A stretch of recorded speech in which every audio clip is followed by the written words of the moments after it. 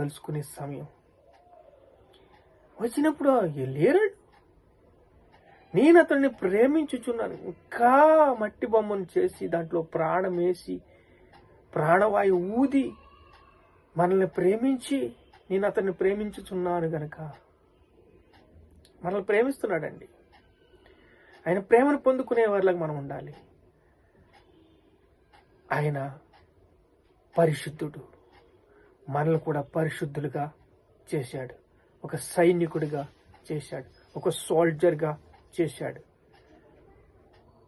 మనము యుద్ధ వీరులము. క్రైస్తవ బిడ్డలమంటే మనము యుద్ధ వీరులము. యుద్ధం చేయాలి.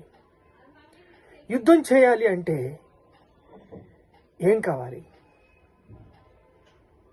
ఎందుకు యుద్ధం చేయాలి? ఎవరితో యుద్ధం చేయాలి? ఎలా యుద్ధం చేయాలి అని మనము ఒకసారి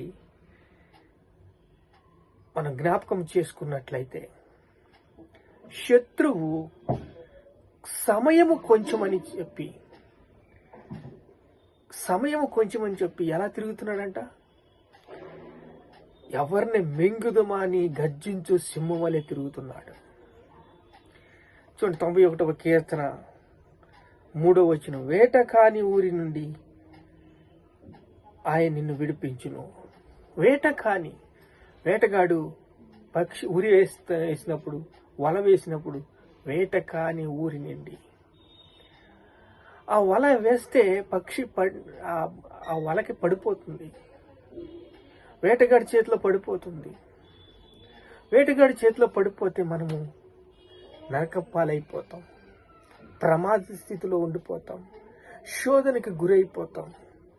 లొంగిపోతాం. బానిసలైపోతాం.